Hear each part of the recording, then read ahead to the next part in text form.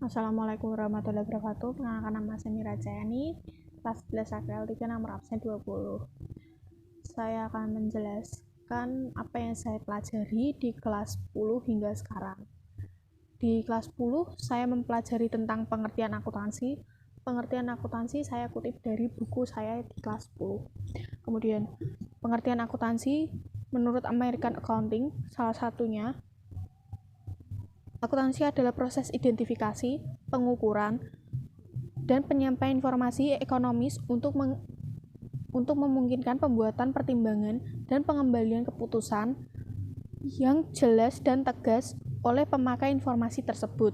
Kemudian setelah saya mempelajari pengertiannya, saya dipelajari lagi tentang peranan akuntansi dalam dunia usaha. Ada beberapa, salah satunya sebagai alat pengawas dan pengendalian sebuah perusahaan, dan sebagai alat evaluasi keuangan bagi perusahaan. Kemudian sebagai pengendali keuangan perusahaan dan sebagainya.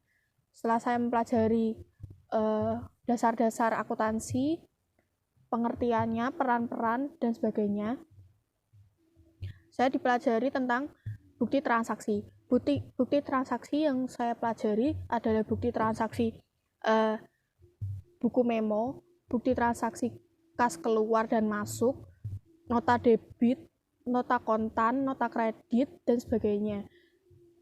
Mempelajari bukti transaksi itu sendiri agar kita mengerti saat kita memegang bukti itu, kita bisa tahu itu nota debit atau kredit. Setelah itu, setelah mempelajari bukti transaksi, saya diajari lagi tentang jurnal umum. Jurnal umum yang dipelajari itu adalah jurnal untuk mencatat semua transaksi yang terjadi setiap harinya, baik itu pengeluaran ataupun pendapatan. Dan setelah mempelajari debit dan setelah mempelajari umum, saya dipelajari tentang buku besar. Buku besar adalah kumpulan akun-akun pencatatan dan pengklasifikasian akun yang terjadi pada jurnal. Perbedaan antara jurnal umum dan buku besar: jurnal umum itu dicatat setiap ada transaksi, itu jurnal. Sedangkan setiap transaksi, baik itu pengeluaran atau pembelian, penjualan atau pembelian yang terjadi di perusahaan itu berlaku pada jurnal umum. Sedangkan pada buku besar itu dibuat saat akhir periode. Buku besar pun itu ada beberapa bentuk. Ada 4 bentuk yang saya pelajari. Bentuk yang pertama adalah bentuk T, seperti ini. Kemudian setelah itu bentuk skontro atau sebelah menyebelah, itu seperti ini. Kemudian setelah itu saya mempelajari bentuk 3 kolom seperti ini. Kemudian saya mempelajari 4 kolom yang bawah sendiri. Dan saat ini di kelas 11 saya menggunakan buku besar 4 kolom karena di situ sudah efisien, atau sudah efisien menurut saya dan mudah dipahami tentunya. Setelah mempelajari buku besar semuanya itu, buku besar dan kawan-kawannya, saya mempelajari lagi tentang neraca saldo. Neraca saldo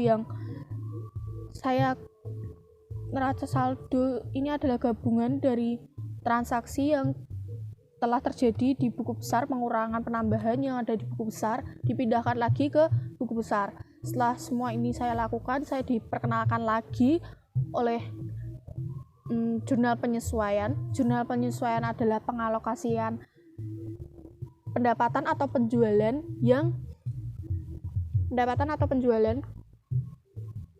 di akhir periode untuk melihat perubahan-perubahan yang terjadi pada setiap akunnya agar mencerminkan neraca saldo yang sebenarnya setelah penyesuaian itu. Setelah itu saya dikenalkan lagi oleh neraca lajur. Neraca lajur berisikan tentang neraca saldo awal, kemudian jurnal penyesuaian, neraca saldo setelah penyesuaian, kemudian jurnal umum, kemudian bukan jurnal umum, itu apa? Laba rugi dan neraca. Setelah semua itu setelah mempelajari neraca saldo dan neraca lajur itu, saya dipelajari lagi tentang jurnal khusus. Jurnal khusus itu lebih efisien ketimbang jurnal umum karena itu dibedakan antara pembelian, penjualan jurnal umum itu sendiri dan bukti penerimaan kas dan pengeluaran kas itu disendirikan. Jadi lebih mempermudahkan kita untuk memposting ke buku besar sendiri. Kemudian setelah jurnal khusus itu mungkin cuman sekian yang bisa saya sampaikan pada kali ini, karena itu yang beberapa saya pahami di kelas 10 hingga sekarang. Kurang lebihnya mohon maaf. Wassalamualaikum warahmatullahi wabarakatuh.